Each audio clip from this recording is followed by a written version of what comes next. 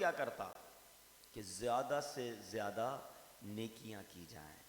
ہمارے حیدرآباد میں، آپ مثال کے طور پہ غالباً ہم لطیف آباد میں ہیں، ٹھیک ہے نا، لطیف آباد میں رہنے والوں اگر آفندی ٹاؤن میں یا میمن سوسائٹی میں ایک جنرل اسٹور ہو اور وہ یہ اعلان کر دے کہ ہر جمعے کو ہماری دکان سے کچھ بھی خریدو گے 50% ڈسکاؤنٹ ہے، تو کیا کریں گے؟ سارے لوگ پورے مہینے کی خریداری جائیں گے سفر کر کے آفندی ٹاؤن یا میمن سوسائٹی یا جس بھی علاقے میں ہوئی وہاں جا کر خریداری کریں گے، کیونکہ 50% ڈسکاؤنٹ، ایک خریدیں گے 2 مل جائیں گے. دنیا کا نفع ہو تو ہم سفر کر کے بھی جاتے ہیں، ٹریول بھی کرتے ہیں، لائن میں بھی لگ جائیں گے. یہاں 1 کا 2 نہیں مل رہا، 1 کا 70 مل رہا ہے، ہر جمعے مل رہا ہے، گھر بیٹھے مل رہا ہے. جانا کہاں ہے؟ گھر میں درود پاک پڑھو 70 بار ثواب مل جائے گا. قرآن کی تلاوت کرو، صدقہ خیرات کرو، نوافل پڑھو، جتنی نیکیاں کرو، ملٹی پلائی بائی 70. لیکن مسئلہ یہ ہے کہ نیکیوں کی جو طلب ہونی چاہیے، نیکیوں کی جو حرص و لالچ ہونی چاہیے، وہ ہمارے پاس نہیں ہے. ہم دنیا کی لالچ، دنیا کی چیزوں کے پیچھے بھاگ رہے ہوتے ہیں. تو خدا را میرے میٹھے اسلامی بھائیوں، جمعے کے دن کی اہمیت کو سمجھیں، اور جمعے کے دن آپ نے خوب عبادت کرنی ہے، ذکر و اذکار کرنا ہے.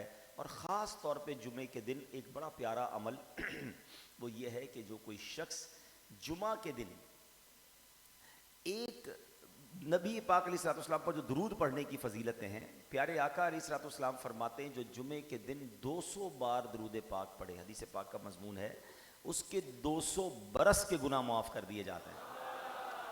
اب بتائیں 200 بار درود پاک پڑھنے میں کتنا ٹائم لگتا ہے؟ لیکن نہیں پڑھتے لوگ، فضول باتیں کروا لو، درود پاک کا ٹائم نہیں ہوتا ہے. تو ایسا نہ کریں، جمعے کے دن خاص اہتمام سے درود پاک پڑھیں.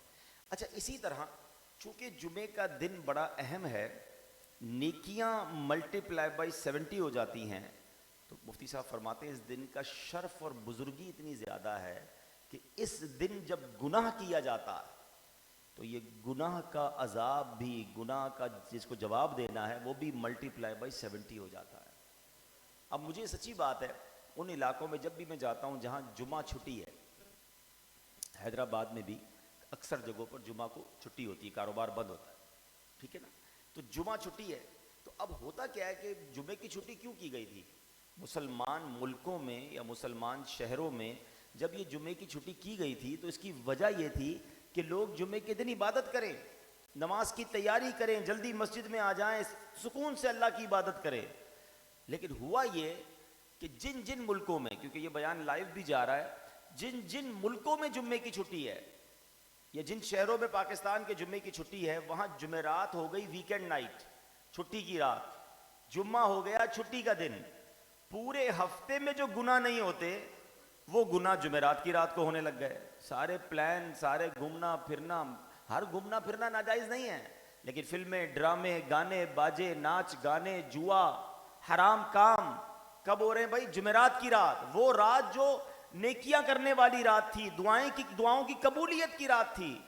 جمعرات بھری مراد، یہ ایسے ہی نہیں کہتے تھے ہمارے بزرگ، حدیثوں میں یہ مضمون ملتا ہے کہ جمعرات کو مانگی جانے والی دعائیں رد نہیں کی جاتی، قبولیت کی رات ہے.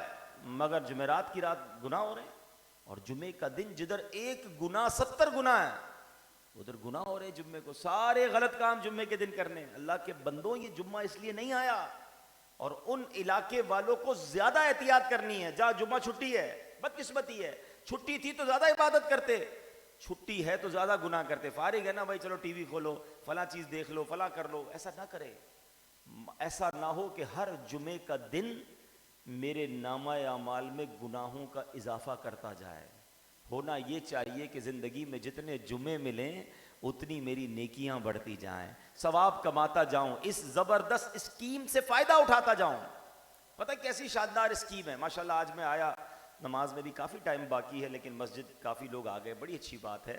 لیکن اگر میں آپ کو یہ کہوں کہ ہر جمعے 2 لاکھ روپے آپ نے اللہ کی راہ میں صدقہ کرنا ہے تقریباً، تو آپ کہیں گے حضرت یہ کیسے پاسبل ہے؟ مہینے کے 8 لاکھ روپے ہو جائیں گے، جس دن 5 جمعے ہوں گے اس دن 10 لاکھ روپے ہو جائیں گے. 10 لاکھ روپے اللہ کی راہ میں صدقہ کیسے کر سکتا ہے کوئی؟ بہت پیسہ ہو، پیسہ بھی ہو تو دل نہیں ہوتا لوگوں کا، ٹھیک ہے. آؤ میں آپ کو بتاتا ہوں کتنا آسان ہے یہ، ٹھیک ہے؟ بلکہ آج بھی انشاءاللہ کچھ لوگوں نے 2 لاکھ کے قریب صدقہ کرنے کا ثواب کما لیا ہے۔ میں نہیں کہہ رہا، میں آپ کو نبی پاک کی حدیث سناتا ہوں۔ اللہ کے حبیب صلی اللہ تعالیٰ علیہ وسلم فرماتے ہیں، جس کا مضمون ہے کہ جو کوئی شخص جمعے کی نماز میں، جو کوئی شخص جمعے کی نماز کے لیے جلدی آتا ہے، سب سے پہلے آتا ہے، وہ ایسا ہے کہ اس نے اللہ کی راہ میں اونٹ صدقہ کیا۔ ٹھیک ہے نا؟ اب اونٹ کتنے کا آتا ہے؟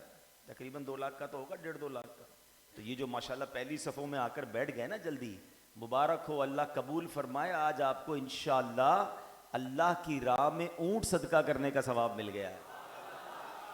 اب بتاؤ یہ نیکی ہر جمعے کتنی آسان ہو گئی۔ اچھا اب سنو، ایسا نہیں دوسری پیچھے آنے والوں کو کچھ بھی نہیں ہے، بالکل ملے گا۔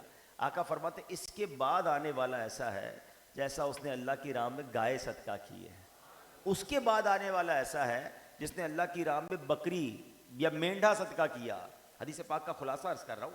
اس کے بعد آنے والا ایسا ہے جیسا اس نے اللہ کی راہ میں مرغی صدقہ کی، ثواب کم ہو رہا ہے۔ اونٹ سے چلا، گائے، بکری، مرغی، فرمایا اس کے بعد آنے والا ایسا ہے جیسا اس نے اللہ کی راہ میں انڈا صدقہ کیا ہے۔ اچھا پھر امام جب خطبے کے لیے کھڑا ہو جائے، پھر کوئی آتا ہے، آقا علیہ الصلوۃ والسلام فرماتے ہیں مسجد کے دروازے پر فرشتے کھڑے ہوتے ہیں، ہر آنے والے کا نام لکھتے ہیں۔ جب امام خطبے کے لیے کھڑا ہو جاتا ہے تو وہ فرشتے اپنا رجسٹر بند کرتے ہیں، اور بند کرنے کے بعد وہ بھی آ کر امام کا خطبہ سننے کے لیے بیٹھ جاتے ہیں۔ تو 2 باتیں سیکھنے کو ملی کہ انشاءاللہ میرے رب کی رحمت سے امید ہے کہ مسجد کے دروازے پر فرشتے موجود ہیں، آپ کا نام لکھا جا چکا ہے، جتنے آ گئے ہیں ان کو مراتب کے لحاظ سے، ٹائمنگ کے لحاظ سے ثواب بھی مل چکا۔ تو اب بتاؤ جمعے کے دن جلدی آنا چاہیے کہ نہیں آنا چاہیے؟ ہیں کتنی دیر لگتی ہے؟ تو یہ اس لیے چھٹی تھی جمعے کی کہ آپ جلدی آئیں، مسجد میں بیٹھیں، تلاوت کریں، بیان سنیں، جمعے کے بعد درود پاک کی کثرت کریں، ثواب کما کر جائیں۔ پھر دل پر چوٹ کرنے کے لیے ایک ایگزامپل دیتا ہوں۔ مسجد کا نام ماشاءاللہ کیا ہے؟ جامع مسجد یونٹ نمبر 8، جو یہ جامع مسجد ہے، ان کی انتظامیہ اعلان کر دیں کہ جناب یہ پہلی 2 صفوں میں ہر جمعے کو جتنے لوگ ہوں گے سب کو 12-12 ہزار روپے ملیں گے، اس کے بعد والی 2 صفیں جو ہوں گی ان کو 5-5 ہزار ملیں گے، اور اس کے بعد والی 2 صفوں کو 2-2 ہزار ملیں گے۔ اب بتاؤ پہلی صف کتنے بجے فل ہو جائے گی؟ صبح 10 بجے شاید مسجد کے دروازے پہ لوگ کھڑے ہوں گے کہ چابی کھولے تو مجھے پہلی 12,000 روپے ہر جمعے۔ ارے اللہ کے بندو، دنیا کے لیے ہم ایسا کریں گے؟ میرے نبی علیہ الصلوۃ والسلام کے سچے وعدے ہیں کہ جو جمعے کے لیے پہلے آتا ہے اسے اونٹ صدقہ کرنے کا ثواب دیا جاتا ہے۔ تو کمال ہونا یہ نیکیاں، یہ تو بغیر پیسے کے خرچ کی نیکیاں مل رہی ہیں نا۔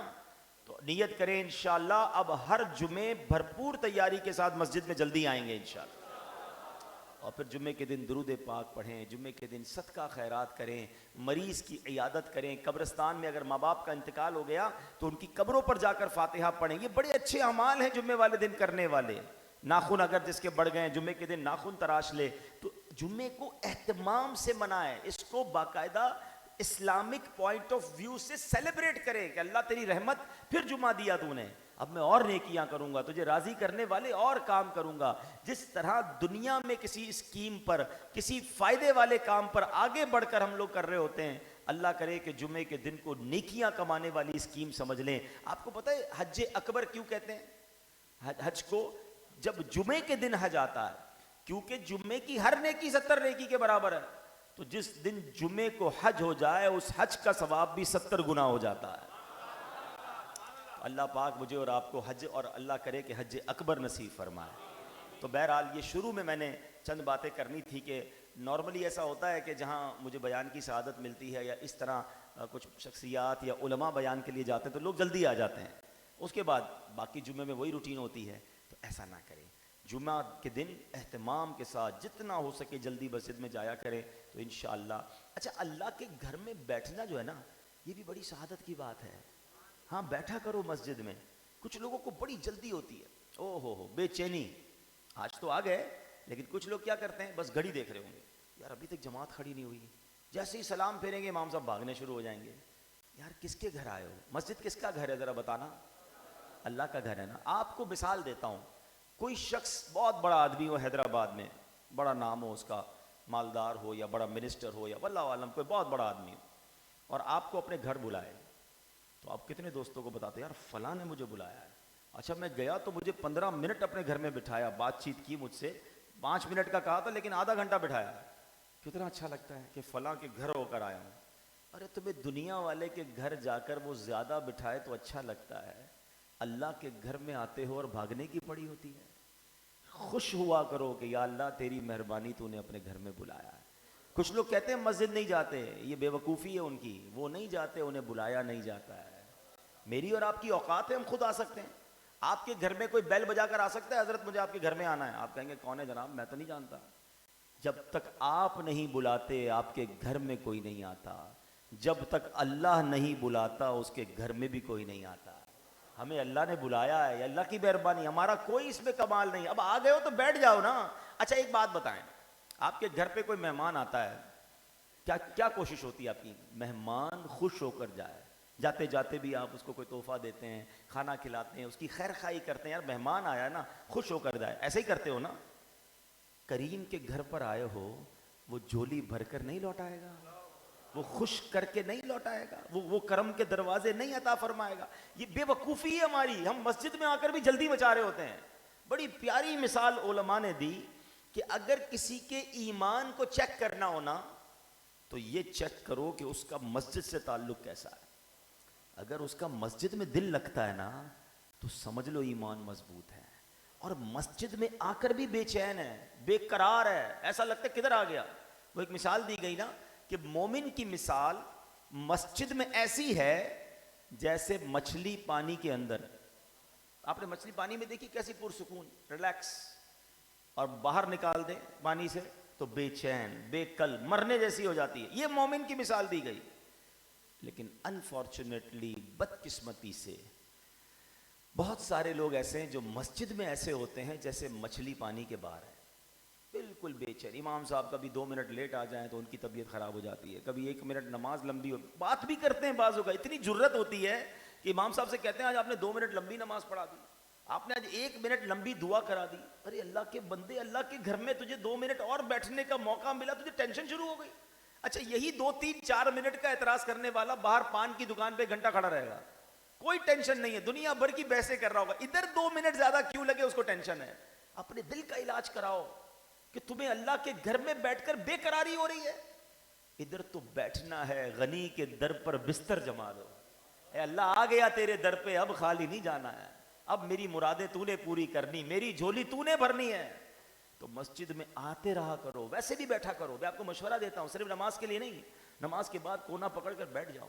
ہاں درود پڑھتے رہو, قرآن پڑھتے رہو, اللہ سے باتیں کرو نا. تمہیں موقع ملا ہے رب کی بارگاہ میں عرض کرنے کا, پھر بھی نہیں کرتے. دنیا میں کسی بڑے آدمی سے بات کرنی ہو پہلے تو فون نمبر نہیں ملتا, فون نمبر مل جائے تو فون اٹھتا نہیں ہے, اٹھ جائے تو بات ہوتی نہیں ہے, ٹائم مانگو تو ملتا نہیں ہے, ملتا بھی ہے بڑی مشکل سے تو 2 3 4 مہینے بعد کا 5 7 منٹ کا ٹائم ملتا ہے, بھائی جلدی بات کر لو, بھائی صاحب بیزی ہیں. ایسا ہی ہے. جو کائنات کا خالق ہے, مالک ہے, اس سے بات کرنے کے لیے بیچ میں کوئی سیکرٹری نہیں ہے, کوئی اپوائنٹمنٹ نہیں ہے. جب تمہارا دل چاہے ہاتھ اٹھاؤ اور باتیں کرنا شروع کرو. دعا کیا ہے, کبھی سمجھا ہے دعا کیا ہے؟ یہ اللہ سے گفتگو ہے. کیا کرو اللہ کی بارگاہ میں دعا, اپنے دل کی حالت بتایا کرو اپنے رب کو. ہم سب کو بتاتے ہیں, ہم رب کو نہیں بتاتے. مولا علی کرم اللہ تعالی وجہ الکریم سے پوچھو, کہتے ہیں جب میرا جی چاہتا ہے نا اللہ مجھ سے بات کرے, میں قرآن پڑھنا شروع کر دیتا ہوں. قرآن کیا ہے؟ اللہ کا کلام ہے نا. کہتے ہیں جب میرا جی چاہتا ہے اللہ مجھ سے بات کرے, میں قرآن پڑھنا شروع کر دیتا ہوں, اور جب میرا جی چاہتا ہے میں اللہ سے باتیں کروں, میں دعا کرنا شروع کر دیتا ہوں. اتنا آسان ہے اللہ سے بات کرنا, اتنا آسان ہے اس سے اپنی عرض پیش کرنا. اچھا عرض کس کو پیش کر رہی ہے, کبھی سوچا آپ نے؟ جو میری ماں سے مجھے زیادہ چاہنے والا ہے, خدا کی قسم جب تڑپ کر ماں کو کچھ کہا تو ماں بھی تڑپ گئی. بچہ کی آنکھ میں آنسو ہوں اور بچہ پریشان ہو اور ماں سے کہے ماں پریشان ہوں, تو بتاؤ ماں نے کیا کیا ہمارے ساتھ؟ سینے ہی تو لگایا. وہ خود بھی بے قرار ہو گئی, اس کی نیند بھی اڑ گئی. جس دن میری نیند اڑی پریشانی میں, ماں بھی نہ سوئی. جب میری ماں اتنی مہربان ہے تو وہ 70 ماؤں سے زیادہ کرم کرنے والا کتنا مہربان ہے. ہم بات ہی تو نہیں کرتے اس سے. میں یقین دلاؤں، میں آپ کو صحیح بتا رہا ہوں، اگر آپ پریشان ہیں نا، مجھے کوئی بھائی یہاں بیٹھا ہے جو پریشان ہے، قرضے میں ہے، روزگار کی پرابلم، تنگی ہے، یا جناب کسی ٹینشن میں ہے، کسی نے حق دبا لیا ہے، ادھر ادھر جانے کی بجائے اللہ کی بارگاہ میں سر جھکا لو اور اس سے کہو کہ مولا بندہ تیرا ہوں، پھنس گیا ہوں، اے اللہ پریشان ہوں، مالک قرضے میں ڈوب گیا ہوں، اے میرے مالک بیمار ہوں، ڈاکٹر بھی اب تو ڈرا رہے ہیں، اے اللہ میری ماں بیمار، میرا بھائی بیمار، جو پرابلم ہے کہو نا اس سے، کیوں نہیں کہتے؟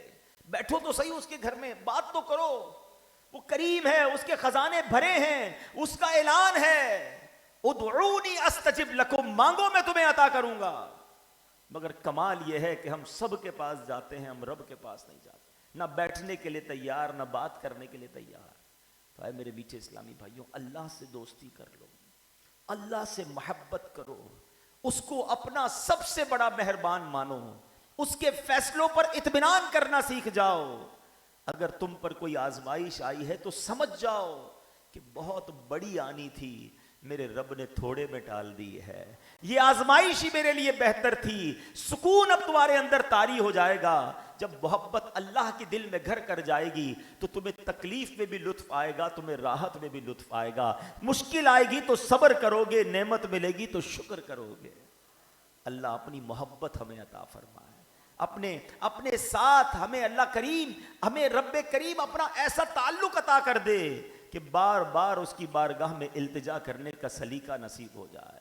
تو اے میرے میٹھے اسلامی بھائیوں، مسجد سے پیار کرو، مسجد میں آیا جایا کرو، بیٹھا کرو، دعائیں مانگا کرو، خوب اللہ کی عبادت کرنے والا اللہ کرے میرا اور آپ کا ذہن بن جائے، یہ باہر بیٹھ کر، دوستوں میں بیٹھ کر فضول باتوں کی بجائے اپنے وقت کو قیمتی بنایا کریں، اور بالخصوص جو جمعہ کا دن ہے اس کی اہمیت کو سمجھ لو، جمعرات کی رات اور جمعے کا دن۔ بہرحال موضوع تو میں بیان کے لیے کچھ اور لے کر آیا تھا، بات چلی جمعے سے اور ماشاءاللہ کہاں تک چلی گئی۔ بہرحال بات یہی ہے کہ جس کا دل اللہ کی محبت سے معمور ہے نا، وہ دل بڑا نورانی ہے۔ اللہ کرے کہ ہمارا دل رب کریم اور رب کریم کی عطا سے حبیب کریم علیہ الصلوۃ والسلام کی محبت کا خزینہ بن جائے، نبی پاک کے عشق کا مدینہ بن جائے۔ آج جس موضوع پر مجھے کچھ اور بات کرنی ہے، یہ بھی بڑا پیارا موضوع ہے، بیسیکلی یہ نبی پاک علیہ الصلوۃ والسلام کی سنت بھی ہے اور اسلام کا حسن بھی ہے۔ ایک دو واقعات سناؤں گا تو بات مزید کلیریفائی ہو جائے گی۔ بی بی عائشہ صدیقہ رضی اللہ تعالی عنہا کی بارگاہ میں ایک مسکین عورت آئی، بڑی غریب تھی، اس کے ساتھ دو بیٹیاں بھی تھیں اس کی۔ تو بی بی عائشہ صدیقہ رضی اللہ تعالیٰ عنہ نے دیکھا کہ بھوک ان کو لگی ہوئی ہے، تو آپ نے 3 کھجوریں ان کو دی، تینوں کو ایک ایک، دونوں بیٹیوں کو بھی اور ماں کو بھی۔ تو بیٹیاں بڑی بھوکی تھیں، فوراً انہوں نے اپنی کھجور کھا لی، اور جو ماں کے پاس تھی نا، بیٹیوں نے ماں کی طرف دیکھا کہ وہ بھی ہمیں دے دیں۔ ماں بھی بھوکی تھی، مگر اس ماں نے اس کھجور کے بھی 2 ٹکڑے کیے اور اپنی بیٹیوں کو کھلا دیا۔ بی بی عائشہ صدیقہ رضی اللہ تعالی عنہا نے نبی پاک علیہ الصلوۃ والسلام سے عرض کی کہ حضور آج بڑا عجیب ماجرا ہوا، میرے گھر میں ایک عورت آئی، بچیاں تھیں، کھجوریں دی، بچیوں نے کھا لی، ماں نے اپنی بھی کھلا دی۔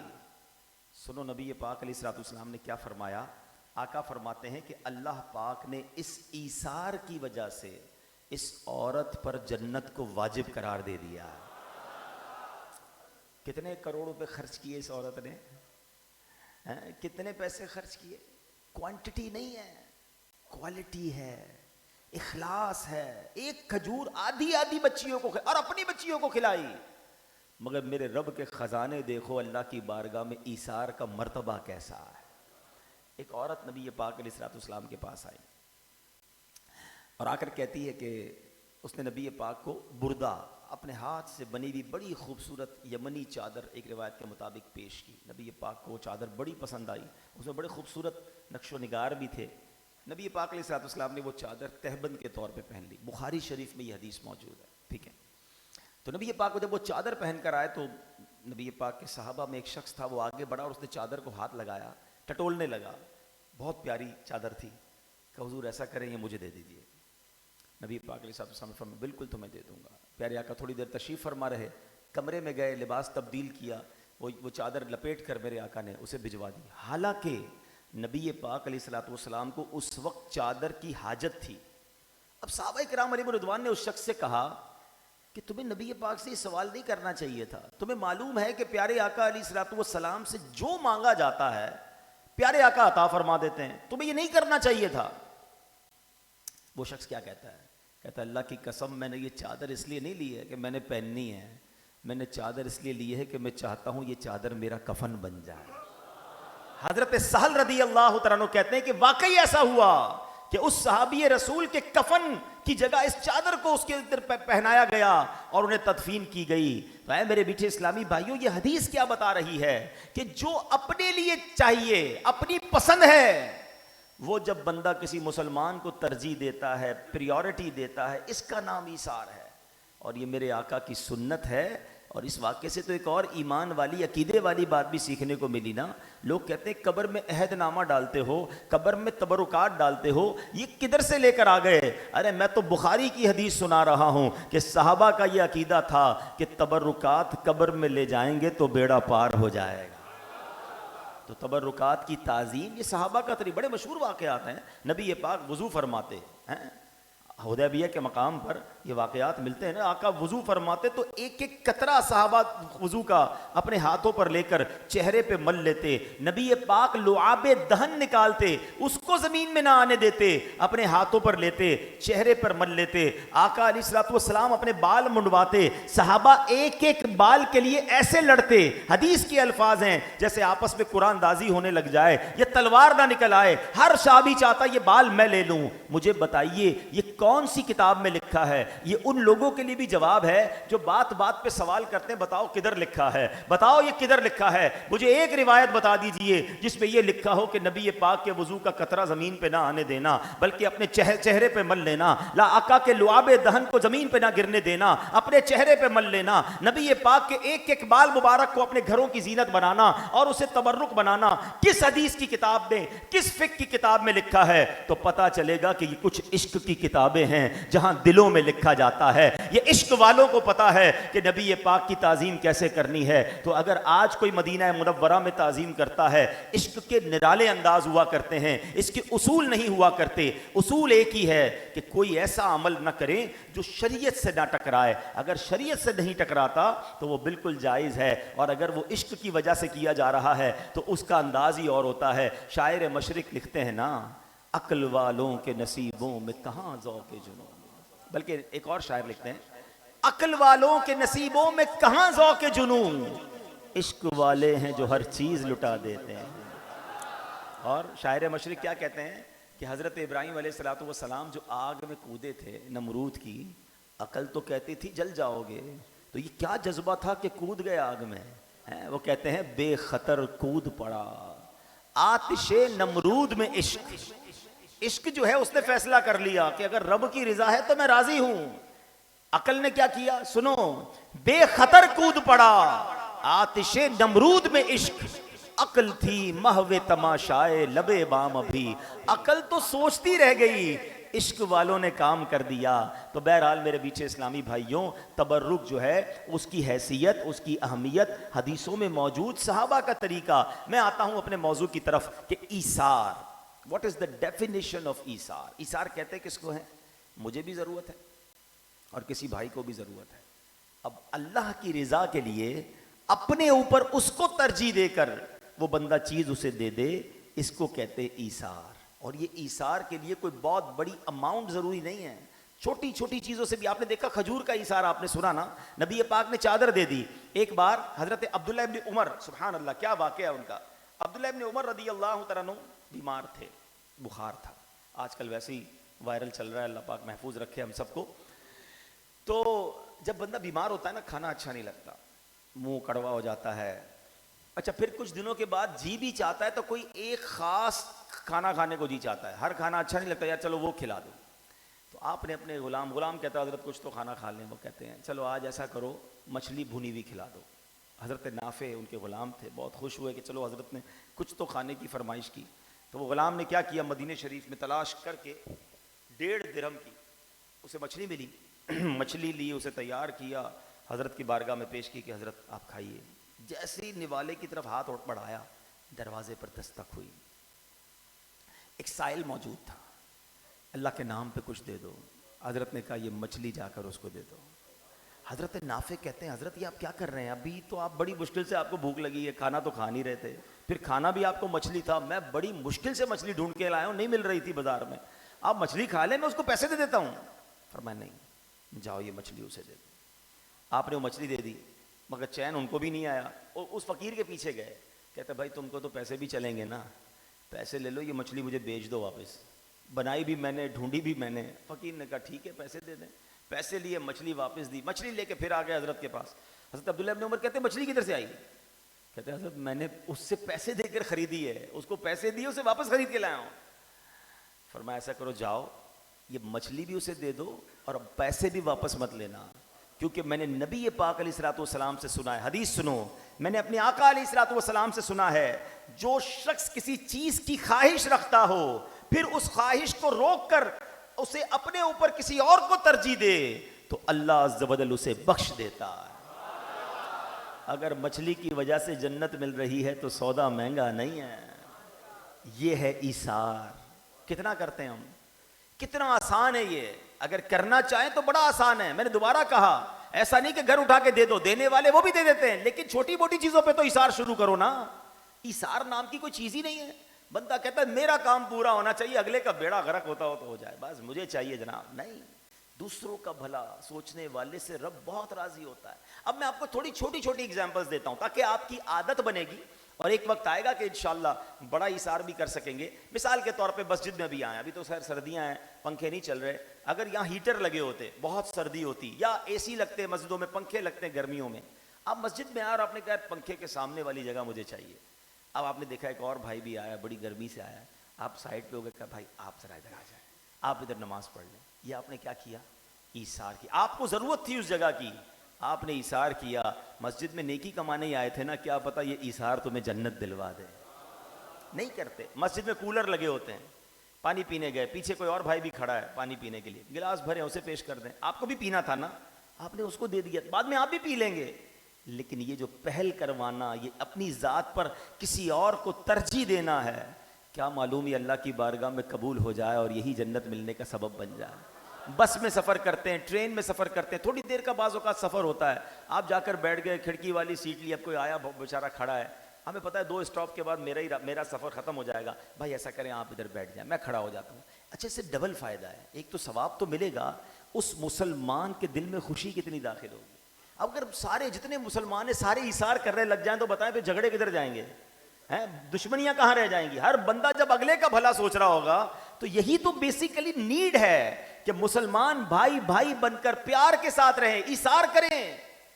لیکن کون تیار ہے؟ اپنے گھر میں آپ روز جنت کما سکتے ہیں. کیسے؟ دسترخوان لگتا ہے نا, کچھ کھانا کھا کر آئے ہوں گے, کچھ جائیں گے کھانا کھانے گھر پہ, دسترخوان لگ گیا, نارملی خواہش ہوتی ہے یار سارا اچھا کھانا مجھے مل جائے, تھوڑی دیر ہاتھ روک لیں, بتائیں بھی نا کہ میرے بچے پہلے نکال لیں, میری ماں نکال لے, والد صاحب لے لیں, بھائی لے لے, بچوں کی امی کا اچھا کھانا نکال لیں, میں بعد میں کھا لوں گا. آپ نے بتایا نہیں کسی کو. اللہ جانتا ہے کہ نیت کدھر کی ہے, کیا پتا یہ آپ کا کچھ دیر کے لیے رک جانا یہی جنت کا سبب بن جائے.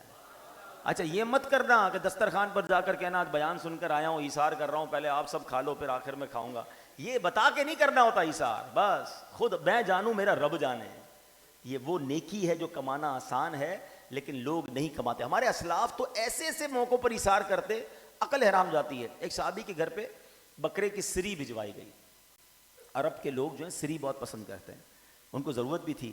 جب بکرے کی سری آئی تو انہوں نے سوچا کہ میرا پڑوسی بھائی جو ہے وہ بھی غریب ہے, اس کو بھی تو ضرورت ہے, انہوں نے سری اس کو بھجوا دی. اس کے پاس جب سری پہنچی تو انہوں نے سوچا کہ یار ہے تو ضرورت, بھوک بھی لگی ہے, مگر برابر میں جو مسلمان بھائی پڑوسی رہتا ہے اس کو زیادہ ضرورت ہے, ادھر بھجوا دی. حدیث روایتوں کے الفاظ ہیں 7 گھروں سے گھوم کر وہ سری پہلے گھر میں آ گئی. ہر بندہ یہ سوچتا رہا کہ اگلے کو بھیج دوں, اپنے بھائی کو بھیج دوں. ادھر یہ سوچ رہا ہوتا ہے اس کو کیوں کیا, میرے پاس آنا چاہیے تھا, یہ تحفہ اس کو کیوں ملا, مجھے ملنا چاہیے تھا. ادھر الٹا ذہن ہے. اور ان کا ذہن کیسا ایثار کا تھا. جنگ یرموک کا موقع تھا, ٹھیک ہے, صحابہ کرام تکلیف میں زخمی ہیں. ایک صحابیہ کہتی میرے کزن تھے, میرے رشتہ دار تھے, آخری سانسیں تھیں. جب میں نے دیکھا زخموں سے چور چور ہیں تو میرے اس بھائی نے کہا پانی چاہیے ہے العطش. کہتی میں پانی لے کر گئی ان کے پاس. جیسے ہی پانی قریب کیا تو برابر ایک اور زخمی کی آواز آئی, وہ بھی کہہ رہا ہے العطش, مجھے پانی پینا ہے, مجھے پیاس لگی. وہ بھائی جو زخموں سے چور چور تھا وہ کہتا ہے ایسا کرو میری بہن اس کو پانی پلا دو. اس حالت میں ایثار ہے. کہتی میں دوسرے کے پاس گئی, پانی پیش کرنے لگی, برابر سے ایک اور زخمی کی آواز آئی, ہائے پیاس. تو وہ زخمی کہتا ہے ایسا کرو بہن پہلے اس کو پلا دو. کہتی تیسرے کے پاس گئی تو ان کا انتقال ہو چکا تھا. دوڑتی ہوئی دوسرے کے پاس آئی, ان کا بھی انتقال ہو گیا. پھر پہلے کے پاس آئی تو میرے کزن کا بھی انتقال ہو گیا. یہ وہ لوگ تھے, نبی پاک سے سیکھا تھا, خاندان نبوت سے سیکھا تھا, خاندان نبوت کا ایثار. مولانا امام حسن مجتبیٰ کہتے ہیں ایک بار ہمارے گھر میں 2 دن سے فاقہ تھا, 2 دن بعد کھانے کی ترکیب بنی. میرے والد صاحب مولا علی شیر خدا نے کھانا کھا لیا, امام حسین نے کھا لیا, میں اور بی بی فاطمہ میری ماں باقی تھے. دسترخوان لگایا, ہم ماں بیٹا نوالا اٹھانے لگے. دروازے پر دستک ہوئی, اے بنت رسول میں 2 دن سے بھوکا ہوں. میری ماں کہتی, خاتون جنت کہتی ہیں, اے میرے بیٹا جا کر فقیر کو دے دو. کہا ماں جی آپ نے بھی کھانا 1 دن پورا ہو گیا نہیں کھایا. تو کہتی بیٹا ہمیں 1 دن کا فاقہ ہے, اسے 2 دن کا فاقہ. یہ گھرانہ میرے حضور کا ہے. اپنے نوالے ایثار کرتے تھے. ہمارے فریج بھرے ہوتے ہیں ہم ایثار نہیں کرتے, ہمارے کبڈز بھرے ہوتے ہیں ہم ایثار نہیں کرتے. اچھا اب ایک اور بھی بڑا عجیب سا فینومینا ہے کہ دیتے بھی ہے نا اللہ کی راہ میں, تو کب دیتے ہیں؟ جب وہ پھینکنے والا ہو جائے. ابھی نکل رہے ہوں گے گھروں سے سویٹر جیکٹ, جن کی چینیں خراب ہو گئی ہوں گی, جن جرابوں میں سوراخ ہو گیا ہوگا, جن کپڑوں کا کلر فیڈ ہو گیا ہوگا, جو رضائی گھر میں بڑی پرانی ہو گئی ہوگی, پھٹنے کے قریب ہو گئی ہوگی, چلو یار اب یہ کسی غریب کو دے دو. تمہیں اب غریب یاد آیا؟ یہ غریب بیسیکلی غریب نہیں ہے. آپ دے کس کی راہ میں رہے ہیں؟ اللہ کی راہ میں دے رہے ہیں نا. یعنی اللہ کی راہ میں دینے کا ذہن کب بنتا ہے؟ جب یہ چیز میرے کام کی نہیں رہتی, گھٹیا ہو جاتی ہے. اللہ کو پسند آتا ہوگا یہ. اپنے لیے کیسا خریدتے ہو؟ جب مجھے اپنے لیے سویٹر خریدنا ہے, اپنے بیٹے کے لیے چھوٹے منع کے لیے خریدنا ہے, جرابیں خریدنی ہے, جس کو اللہ نے نوازا ہے وہ بیسٹ خریدتا ہے, جتنی حیثیت بہترین لینے کی کوشش کرتا ہے. میرے لیے ذرا پائیدار ہونا چاہیے, بچوں کے لیے لینا ہے. جب اللہ کی راہ میں دینا ہے تو گھٹیا, بیکار, پھینکنے والا.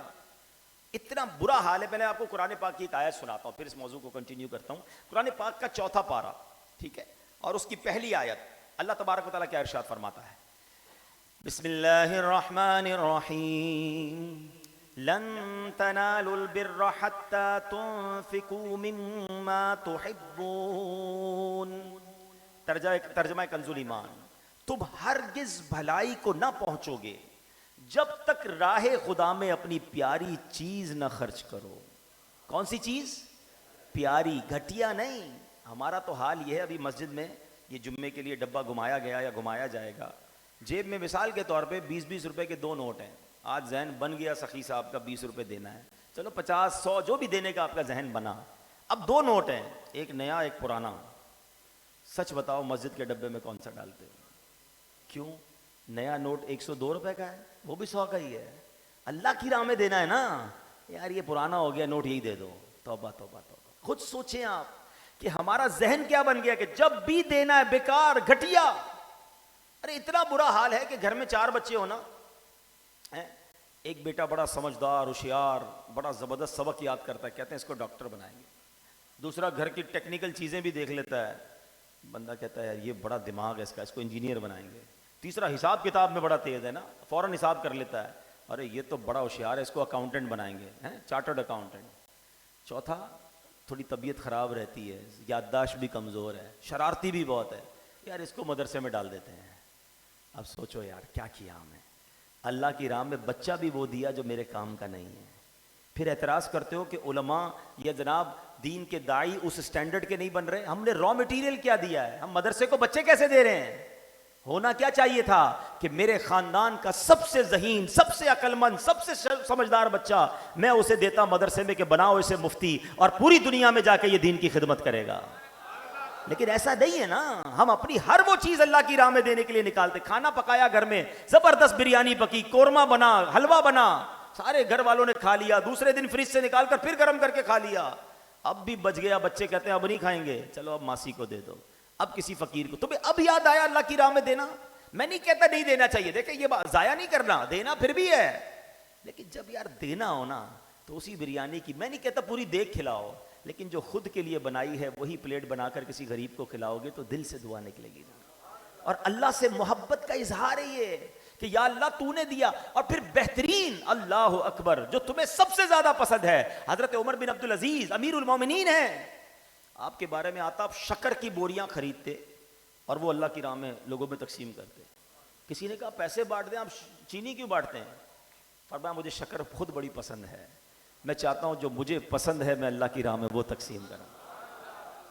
ہاں یہ منزل بڑی کٹھن ہے. مجھے اچھی طرح یاد ہے، میں بولتا نہیں، ہمارے ایک مبلغ دعوت اسلامی نے یو کے میں اسی موضوع پر بیان کیا تھا کہ اللہ کی راہ میں سب سے پیاری چیز خرچ کرو. اچھا مجھے وہ صاحب ملے بعد میں، کہتے وہ بیان سن کر، میں بیان کر کے مبلغ تو چلے گئے، میں سر پکڑ کے بیٹھ گیا کہ یار میرے پاس کیا سب سے پیاری چیز ہے جو میں اللہ کی راہ میں دوں. کہتے سرائے عالمگیر پاکستان کا ایک شہر ہے، مجھے وہاں میرے پاس ایک پلاٹ تھا کارنر بڑا زبردست، میری ساری پراپرٹی میں مجھے بہت پسند تھا وہ. بس میں نے قرآن کی آیت سنی، لن تنالوا البر حتی تنفقوا مما تحبون، تم اس وقت تک بھلائی تک نہیں پہنچ سکتے جب تک اپنی سب سے پیاری چیز اللہ کی راہ میں نہ دو. میں نے ذہن بنا لیا میں نے اسی پلاٹ پر مسجد بنانی اور اللہ کی راہ میں وقف کر دینا. میں چشم دید گواہ ہوں، اس سرائے عالمگیر کی مسجد کے افتتاح میں انہوں نے مجھے بلایا تھا، میں بیان کر کے فارغ ہوا، پھر وہ بزرگ کھڑے ہوئے کہتے ہیں میں بتاتا ہوں یہ مسجد میں نے کیوں بنائی. پھر انہوں نے وہ سارا واقعہ سنایا کہ فلاں مبلغ آئے تھے، آ کر انہوں نے یہ ایثار پر بیان کیا. اس وقت میرا ذہن بنا اور میرے پاس میری زندگی کی سب سے بہترین جو چیز تھی آج میں نے وہ اللہ کی راہ میں وقف کر دی ہے اور یہ مسجد میں دعوت اسلامی کو سونپتا ہوں جسے اللہ. اچھا اب یہاں شیطان پتہ ہے کیا ذہن بناتا ہے؟ اگر میرے پاس کوئی پیاری چیز ہے تو شیطان کہتا ہے یار یہ پیاری تو دے دے گا پھر تیرے پاس تو نہیں رہے گی نا. یہ بڑا خطرناک وار ہے. اب میں آپ سے پوچھتا ہوں یہ پیاری چیز دی کس نے آپ کو؟ بتاؤ نا کس نے دی؟ اس کے پاس ایک ہی ہے، تمہارے پاس ایک ہے نا، اس کے پاس تو خزانے بھرے ہوئے ہیں نا.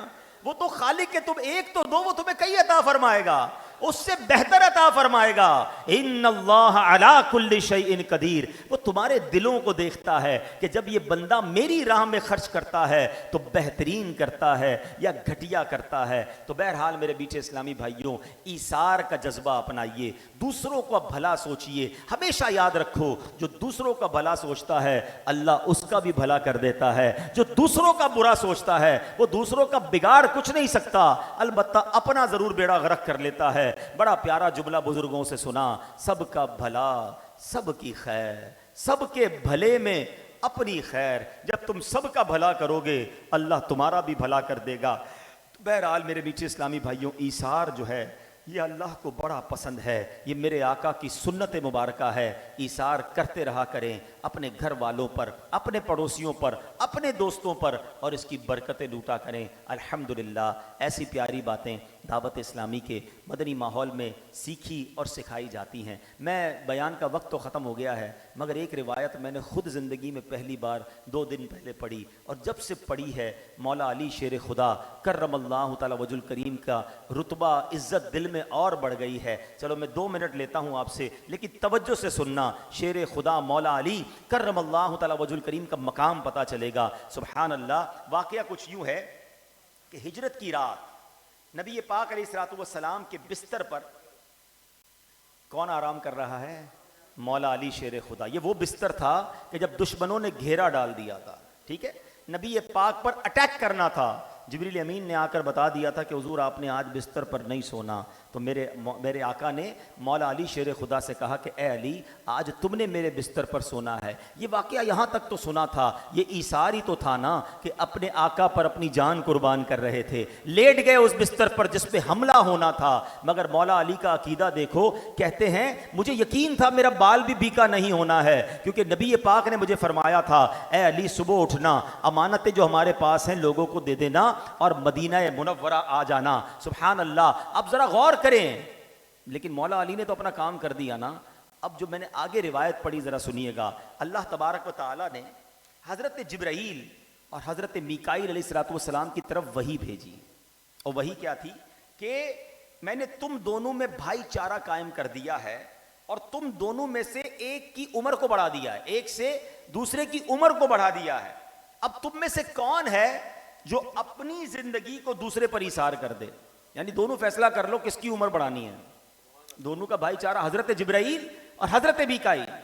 تو ان دونوں نے اللہ کی بارگاہ میں عرض کی کہ اللہ ہماری عمر ہی بڑھا دے. اللہ پاک نے پتہ کیا فرمایا؟